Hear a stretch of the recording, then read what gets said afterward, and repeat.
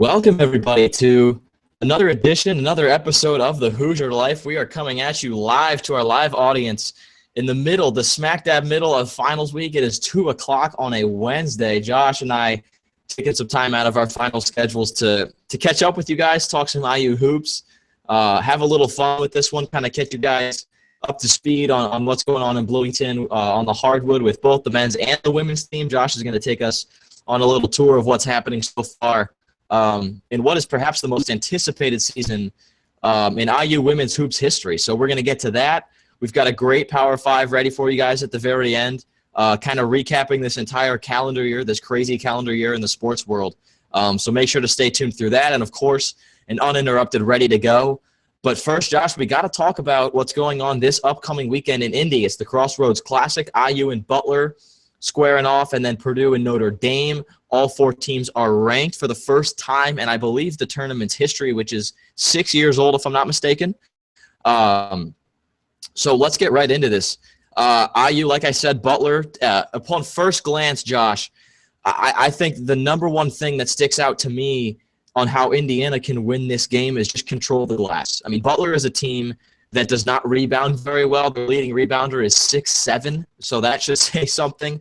They're just overall, they don't rebound well. They're not tall. And just to put this into perspective, IU averages 45 boards a game compared to Butler's 31. That's a huge margin right there. If they can play to those numbers, maybe exceed them a little bit, IU's going to have to try to lose this game, I think, if they can just control the glass and push it in transition. So just right out of the gates, Josh, that's what I see. That's how IU can control this game from the start. Is just hit the glass and control the rebounds from start to finish. Yeah, I mean, I see much of the same thing. I mean, this Butler team, not very big, like you said. I hope IU comes out and establishes a physical presence on the post and just throughout the entire game, bump them a little bit because they're going to be a little bit rattled. They're not that big. Playing another in-state school is always a big game for both teams. Emotions are going to be high.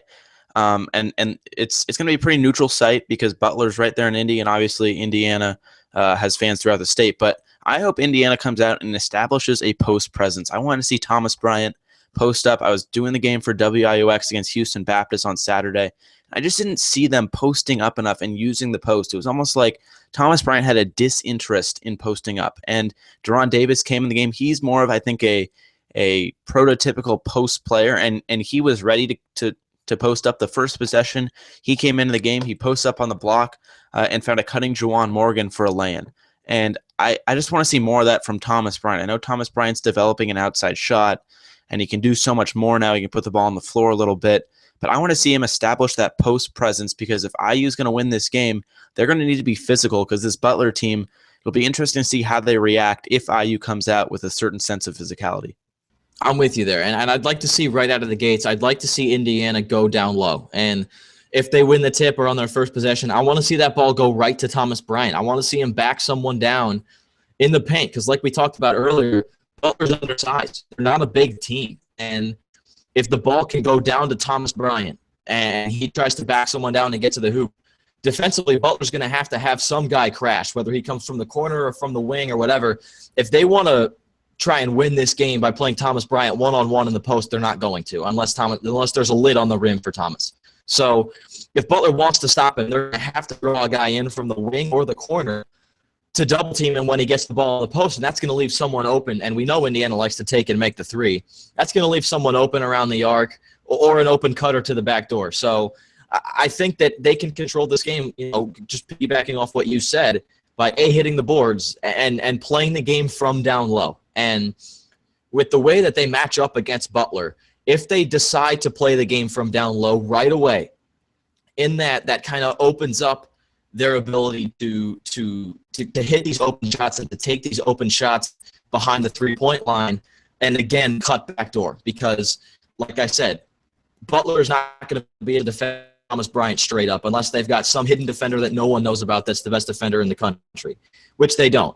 They're undersized, and they don't really have someone that can square up to Thomas one-on-one. So get the ball down low first and foremost, and then go from there. IU is quicker. IU is faster. IU is a more talented team than Butler. So they can can play their game if they start the possessions or, early in the first 10 seconds of the shot clock, if they feed that down low. I don't want to see a bunch of passing around the arc and then chuck up a three, although it does work because they're so fast. I would like to see them feed it down low and run the offense from the block. We've seen it a couple times this year. We saw it every now and then last year, which gave us a lot of promise with Thomas Bryant. But I'd really like to see it in this game, and it could, and it probably will win them the game, unless something happens that we just don't foresee at this point. Yeah, and if there's one thing that's going to doom IU in this game is if they get into a shootout, because Butler likes to shoot a lot, and they're going to do that. They have shooters. They have every year since they made that Final Four run back in 2009, 2010. They've had a good shooter on each and every team. This year it's no different. And if IU is going to get into it to shooting a bunch of threes, they better hope they go in, because if not, Butler is just going to run down the floor and they're going to shoot threes themselves, and they're probably going to go in. So if you just cannot keep settling for 3-point shots. And I know James Blackman Jr. has been hitting them on a pretty consistent rate. So is Robert Johnson. But I want to see IU become a little more two-dimensional, not just become a shooting team. I want to see them on the post. I want to see them on defense. I want to see them also shooting the ball a little bit. I mean, you have to shoot a few threes a game because they're going to be open and they're going to be there, and James Blackman Jr. is not going to pass up those threes. But if they're going to win this game, they can't settle for threes 9 out of 10 possessions. They're going to have to spread it around, run their offense, get it inside, and get some easy buckets. Because if you get into a shootout, Butler's probably going to outshoot you. I'm with you. And I don't know if they'll necessarily outshoot Indiana, but they certainly could. And, even if they play that game straight up, that's not a position that Indiana wants to be in. And, this is a game for the Hoosiers where going in, obviously it's a ranked opponent, and a win is going to look great on the resume come tournament time.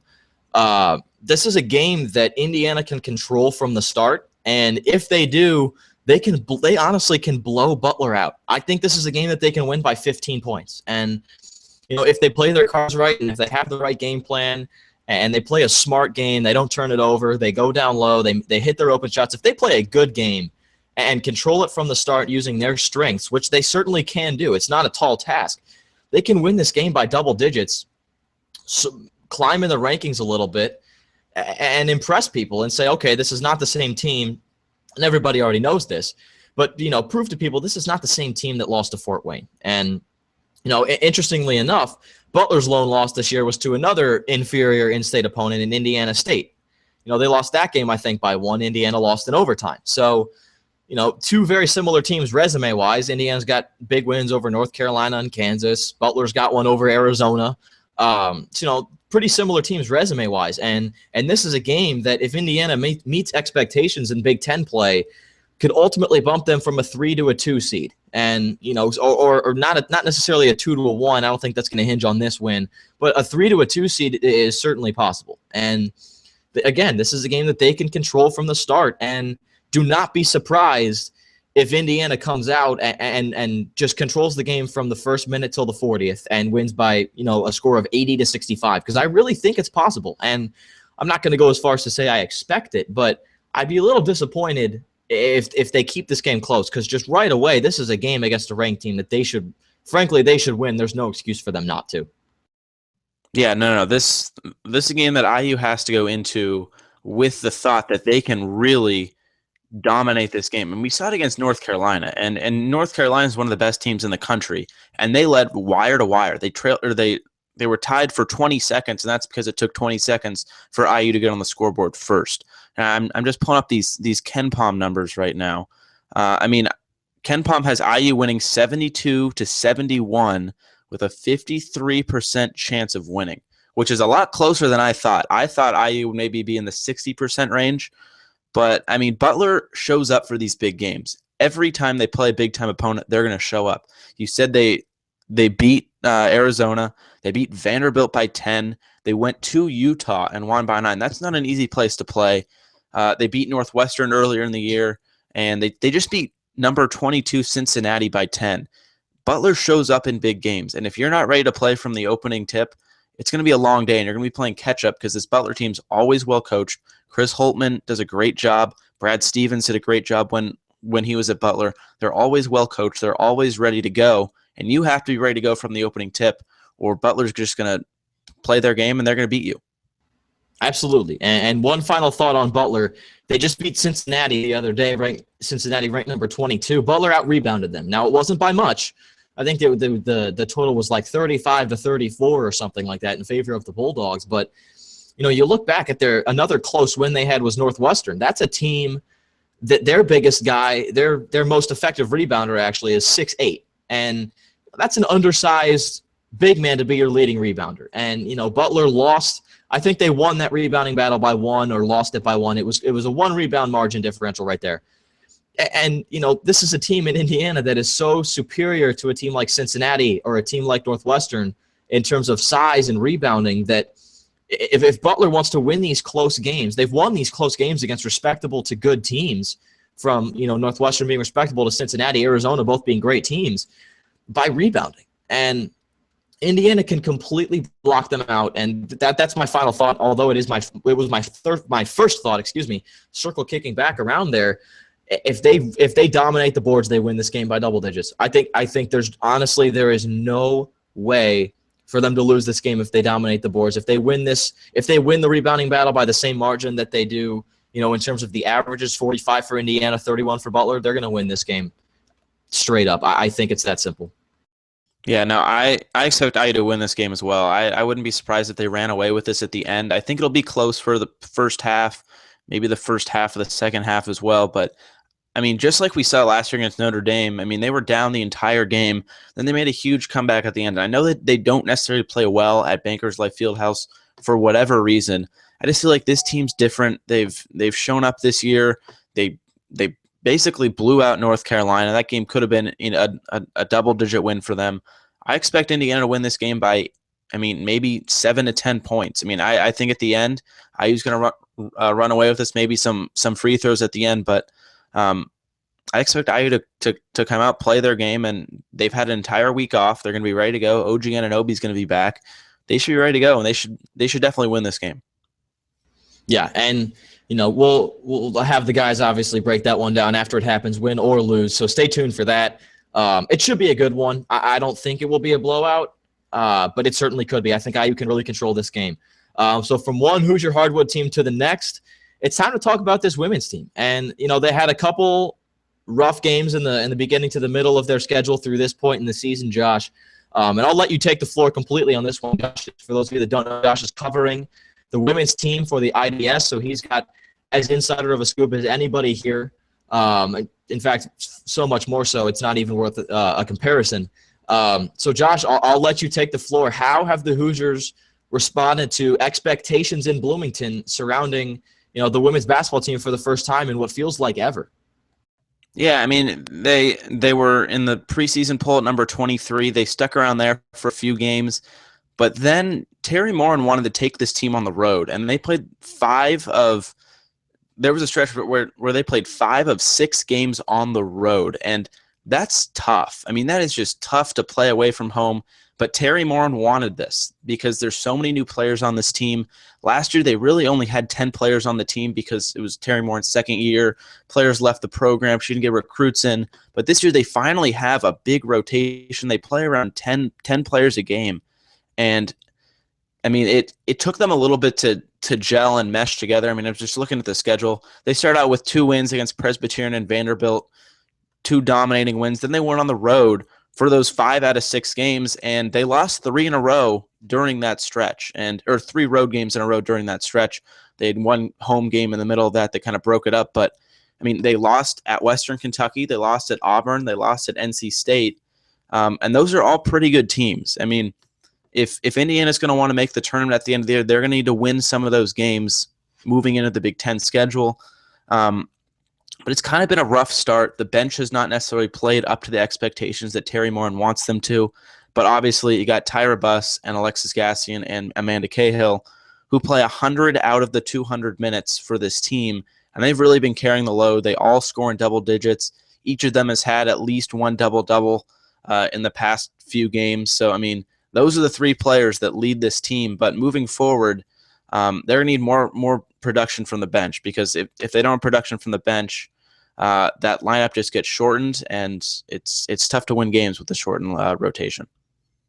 It certainly is. And There's a lot of hope surrounding this team. There certainly was some excitement last year after that NCAA tournament first-round win, and they gave Notre Dame a good run for their money in that second-round game. Tyra Buss was heartbroken after that. Obviously the team was hungry to get back this year, returning most of their minutes, most of their points.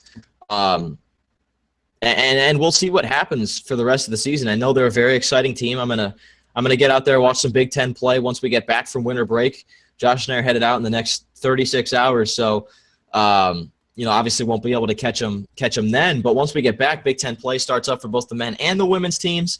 So we'll definitely keep you guys up to date on both of those. You'll obviously know what's going on with the men's teams, with the guys over at Assembly Call. We're going to brief you as well because we know you love listening to us, and Josh will also give us some weekly updates on that women's team as we keep tabs on them throughout their potentially historic season in terms of IU women's hoops. So let's move on to Uninterrupted.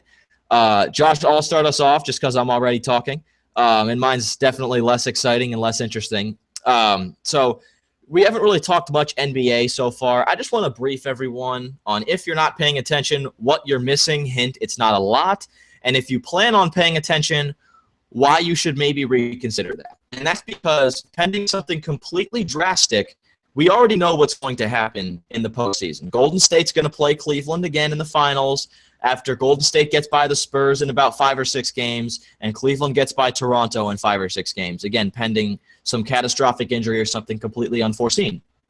And I know I said preseason that the Spurs would take down the Warriors in a somewhat shocking fashion in the Western Conference Finals because their big men in Aldridge and Gasol would match up and superly overpower those of Golden State, Zaza Pachulia and JaVale McGee, in such a way that Golden State would not be able to keep up. However, Tony Parker has done me no favors in that support. He's averaging less than 10 points a game for the second time in his career. That other time was his rookie season with the Spurs, where he averaged just over 9. All of his numbers are down from last year. He's playing the least amount of minutes he's played in a decade, 25 minutes a game. Patty Mills is averaging more points than him. Look, Patty Mills is not going to be able to keep up with Steph Curry. The old Tony Parker maybe, but I just don't think the Spurs have it in them based off what I've seen so far. Pau Gasol does not play defense, and if the Warriors are playing well, I do not see the Spurs taking them out. I will sit here and I'll eat my words, like I said a couple months ago. And again, something could change. It's mid-December. It's December 14th when we're coming at you live. Something could change, but as of right now, I just don't see the Warriors. They're gelling better than I thought they would. They don't need their big men as much as I thought they would. And again, in the postseason, it's a completely different narrative compared to the regular season. So I'll readdress this once we get out of the first and second rounds and into the conference finals. But as of right now, I'm starting to worry about that prediction I had. I'm not writing the Spurs off just yet, but I'm starting to get a little nervous. And in the East, it's Cleveland's to lose. Give Toronto some credit. DeMar DeRozan is playing the best basketball of his entire career, and it is remarkable to watch. I'm very happy for him. He's a very exciting player, and he's taking his game up another level as if we thought he couldn't already, but they're just not enough. Kyle Lowry, DeMar DeRozan, they're just not enough. And they played Cleveland well last year in the conference finals, but I just don't think after going down to Cleveland one year, you can come back and beat them the next year. And, at this point, I'm watching the NBA purely to watch the excitement of the stars and the storylines that won't survive the first, second week of May. Russell Westbrook, Damian Lillard, James Harden, my new look Chicago Bulls. And every time I turn on the TV or go on Twitter, Troy Williams is making another highlight reel play, whether it's, that incredible Hail Mary-like steal he had or interception, whatever you want to call it the other day, or that dunk he had the other night on Cleveland. He's making another jaw-dropping play every night and just turning heads with the injury-plagued Grizzlies, but that's it. I mean, that's the only reason I'm watching the NBA right now, and we know what's going to happen. I think at this point, we know what's going to happen, and if you want to put money on it, go bet on Cleveland and Golden State playing again, because pending something drastic, that's what we're going to see.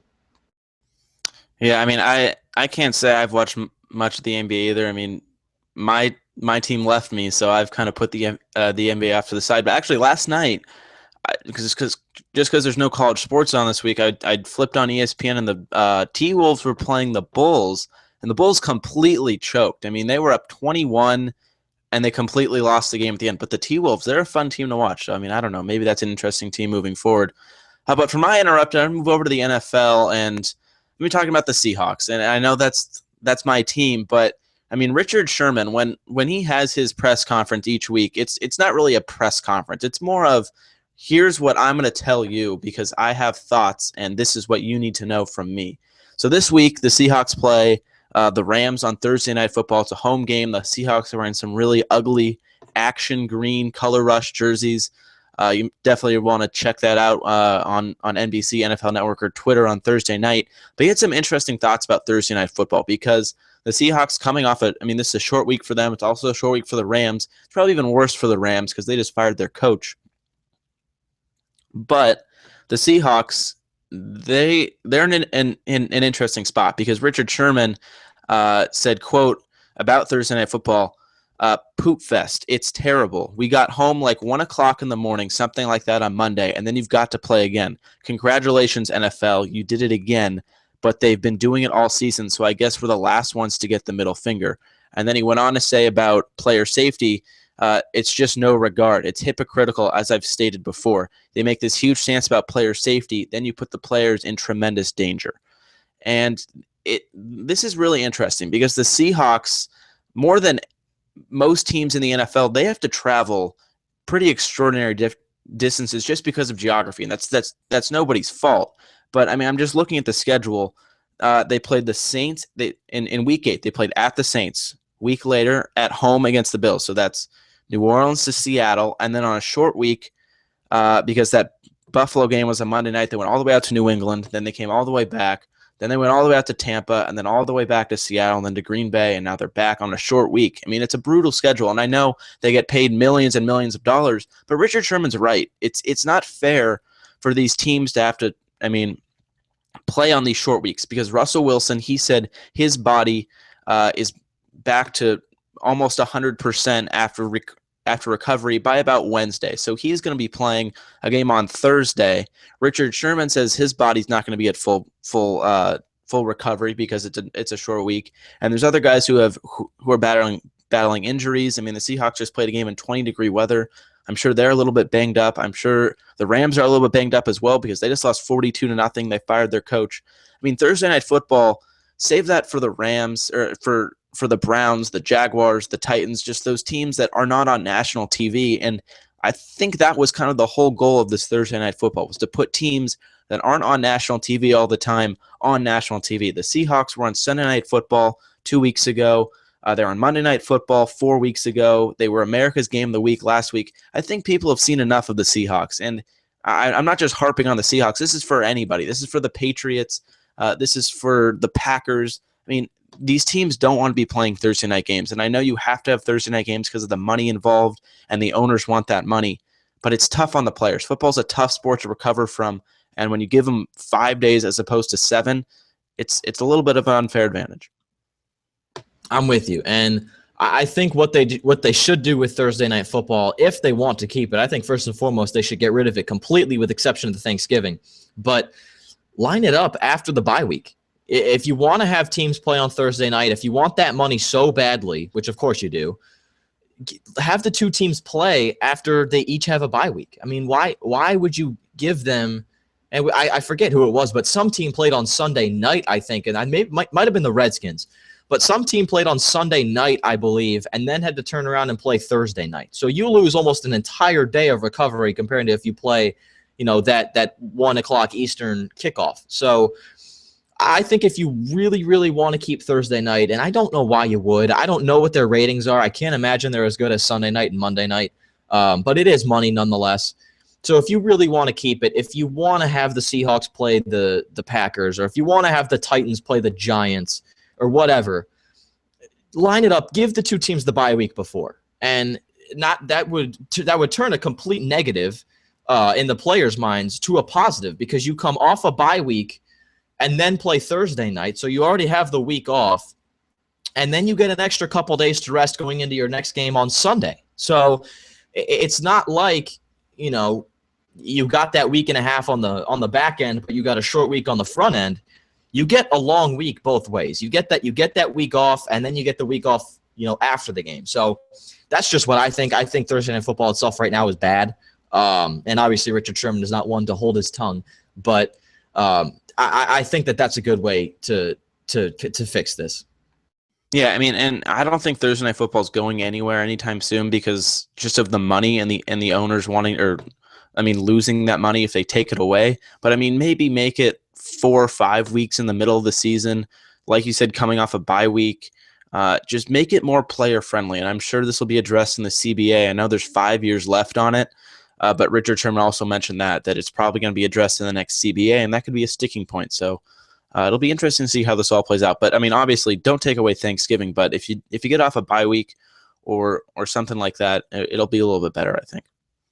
Yeah, and we'll see what happens, obviously, with that new CBA. But this is an issue that a lot of people are vocalizing, and they don't like it. Players don't like it. Coaches don't love it. And at the end of the day, that's not what it is. But what it should be is in the best interest of the players. And we'll see what happens with that. But it's time for our Power 5.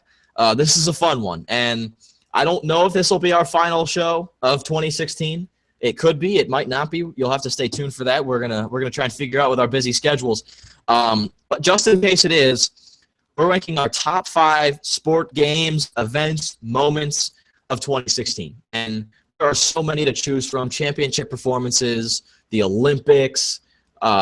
Copa America, there's so many things, the Ryder Cup coming back to the United States, so many things that we could talk about. But we're going to narrow it down to 5, and for such a list that you could make 50 things long, I decided to not do any honorable mentions for I think the first time ever when we were given such a broad topic.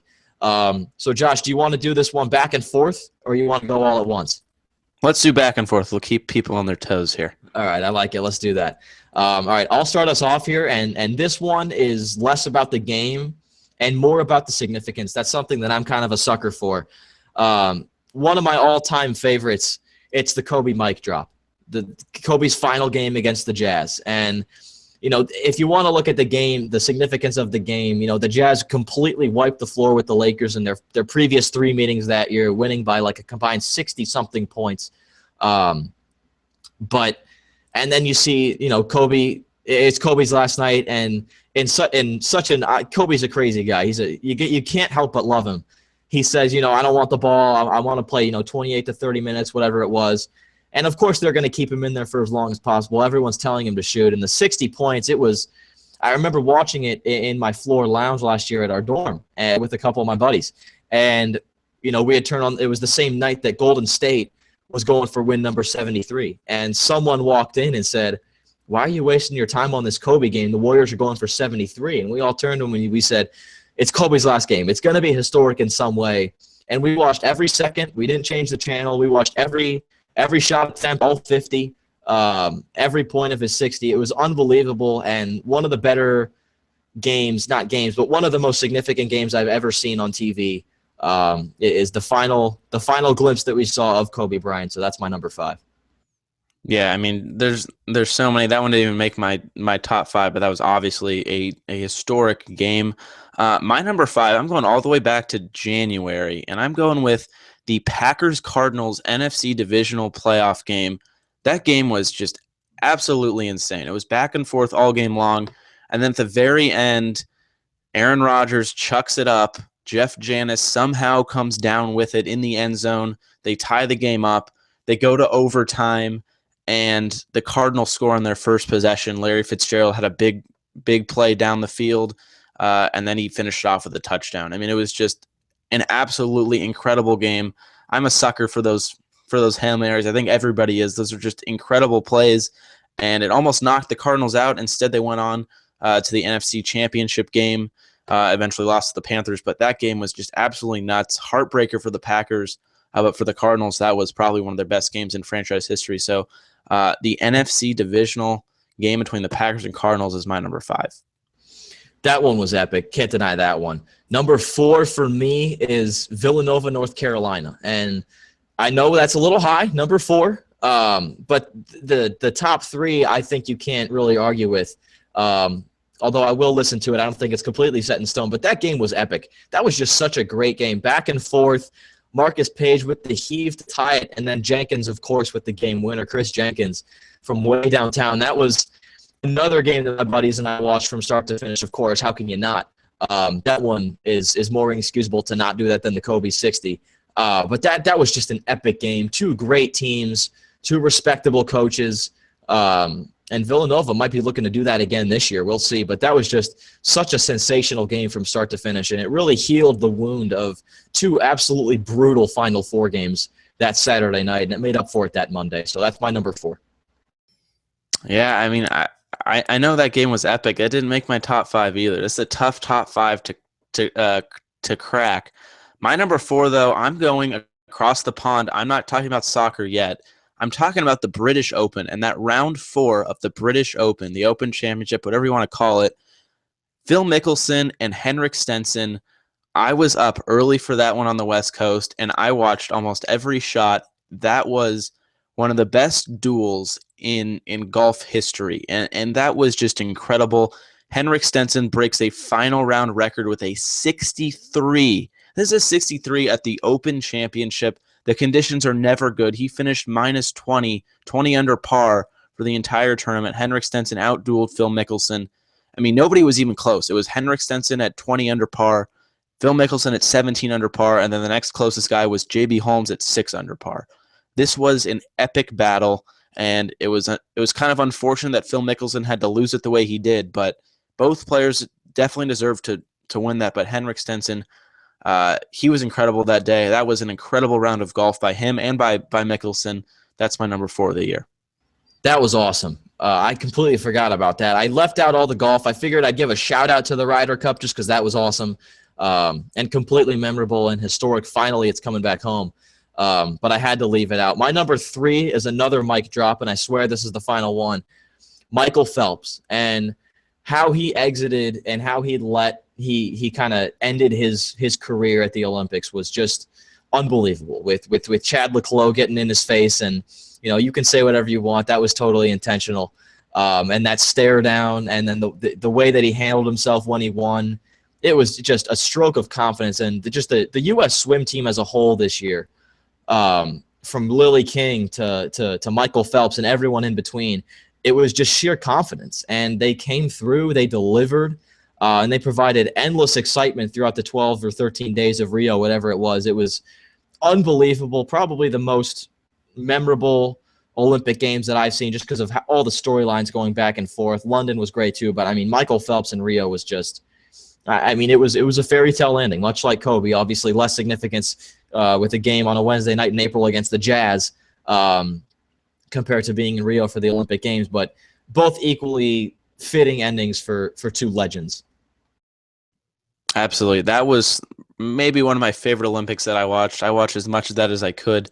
My number 3, I'm going back across the pond. This time I'm definitely going to talk about soccer, and it's Leicester City. I mean, it wasn't necessarily a game, but this was just an entire season that was just absolutely unbelievable and extraordinary. They were 5,000 to 1 odds at the beginning of the year, and they ended up winning the Premier League. And I know that's huge, and because before that it was basically 4 teams. It was Liverpool, it was Manchester United, it was Chelsea, and it was Manchester City. Those were kind of the 4 teams, and I guess you can throw Arsenal in there as well. And those were the 4 teams that dominated the Premier League. And this Leicester City team literally comes out of nowhere. They almost got relegated the year before, but in 2016, they from December 26th to the end of the season, which was May 15th, they lost 2 games, and they were absolutely fantastic. And it was just absolutely extraordinary. It's kind of hard to describe it because it was just so improbable. And somehow, some way, they won the league with 2 games to go. And that's just incredible as well. These players, they don't get paid a whole lot. They're definitely not up towards the top of many of these teams, but they found a way. They came together and they won it improbably. And that's got to be my number 3. That was truly something. And even for those that don't follow soccer, that kind of captivated the sports world for a little while. That was a Cinderella story. That was a Cinderella story as for the history of Cinderella stories. I mean, that was just unbelievable. Like you said, 5,000 to 1 odds, and the way that they did it, it was just, even SportsCenter talked about that, and it gets a lot for SportsCenter to talk about soccer. But they had to get their 2 cents in. So just to put that into perspective, it was unbelievable. My number 2 and number 1 are both Cinderella stories. Maybe a little bit, one of them less so than the other. But my number 2 is Game 7 of the NBA Finals. It was a bad series. I mean, I can't hide it. I was texting a friend during Game 6. I'm like, unless Game 7 is just epic, this may be the worst 7-game series in NBA Finals history, because the first 6 games were all bad. I mean, none of them were exciting. And, Game 7, of course, back and forth from start to finish. And we all know how it ended with the block and then the 3 from Kyrie. But, I mean, that Game 7 was just epic. I mean, from a basketball fan standpoint, that was just absolutely an epic Game 7. I think the second best Game 7 that we saw this year. But nonetheless, one of the greatest Game 7s that you could ask for. And I feel like most Game 7s don't disappoint, but that one was just one for the ages. I mean, it was historic. It was exciting. It had everything. So my number 2 is Cleveland and Golden State Game 7 in Oracle. Yeah, and I have a feeling our top 2 are going to be the same, just because I think those were these upcoming 2 games are just by far and away just incredible games. My number 2 is going to be the NBA Finals as well. I'm not a big NBA guy, and I was just not into this series whatsoever. I was at my cousin's house for it, and I was obviously going to watch Game 7 because it's Game 7, and just everything that went into that game was just absolutely insane. Just it just hadn't been close, and Draymond Green missed a game there, and there was just so much that went into it.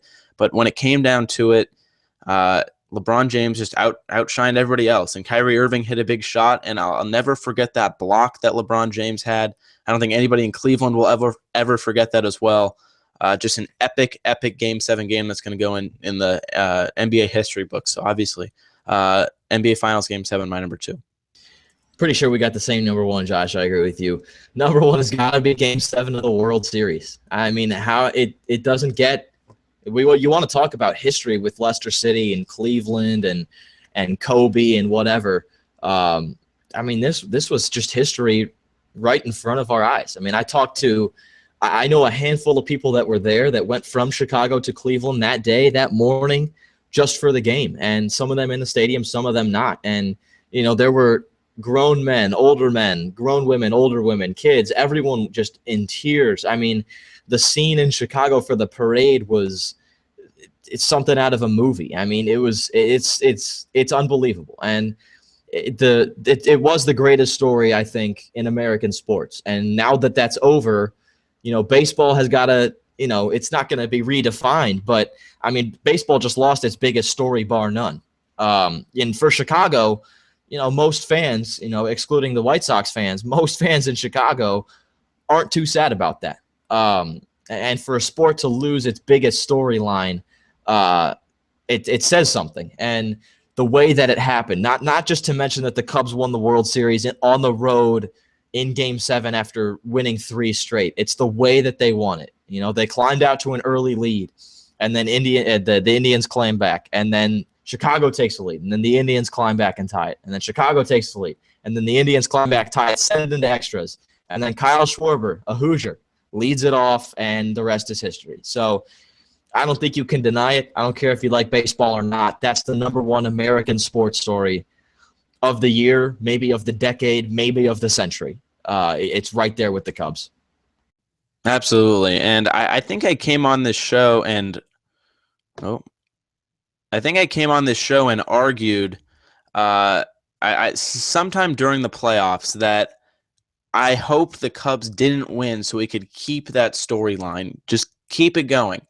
And of course, it came down to Game 7, and I think if it had to be broken, the curse and the storyline and everything about it, that game was perfectly fine. I mean, that was an epic game. The Rajay Davis home run just made that game so much more special. I mean, if the Cubs would have just won that game by 3 runs and Chapman came in the 9th and closed it out, obviously it would have been great. But just the way they had to do it, they had to suffer one more time. They had to suffer through 2 more innings. And I think that just made it exactly what it was, a fantastic baseball game. Probably one of the best games I've seen in my lifetime. I don't know if that'll be topped. I mean, that was just absolutely incredible. the stakes, the storylines, everything that went into it being Game 7 of the World Series. That's got to be the number one game of the year. My mute button was giving me some trouble there. But yeah, I mean, I don't know how you can argue otherwise. And it was epic. And not to take anything away from Golden State and Cleveland, that Game 7 was sensational. I'm sure the ratings were through the roof. And, you know, as a Bulls fan, I've been kind of taught to root against the Cavs. And I'm not going to lie, I'll come out and say it. I was for that series. But when that final buzzer sounded, the sports fan in me kind of came out, and I said, you know what, this is something. This is cool. You know, this is something that, you know, this is going to be the story of the year. And, you know, obviously I said that while knocking on wood and crossed my fingers because I knew what was happening, you know, over at Wrigley. But, I mean, it's just the magic that was sports this year in a year that for most people is one to forget. This was quite the year, you know, just in terms of everything. But the year in sports, just it had something about it that kind of there was a lot of magic and so many curses broken and stories written and books closed that, you know, it was just, you couldn't stop watching. And, you know, here's to hoping that 2017 is something similar. I doubt it'll top it. I don't know if there's anything out there that could top it. I don't think the stories are there, but I mean, it was something, and this is a year in sports that we'll remember for the rest of our lives just because it was that special. But yeah, I mean, I don't know how anyone could disagree with that number one, and frankly, that number one and number two in that order. Yeah, I mean, and there were so many other games that we didn't even get to. I mean, there was a lot of the Olympics. I mean, there was the more playoff games, just individual NCAA tournament games, college football games. I mean, there's just so much that you can't top with this just top five. But when you narrow it down, I mean, there were so many fantastic sports moments in 2016. Pretty hard to put those into rankings, but just absolutely fantastic. Totally. And if you guys want to converse with us, you can tweet at us your top five. We'd love to respond, and we'd love to debate this with you and hear what you guys have to say, most importantly. So as you can see on the screen, for those of you watching live or watching the video replay, Josh is at Josh Eastern on Twitter. I am at M_Dugan44. And together we are at the Hoosier Life. Tweet at us. We'd love to know what you guys think.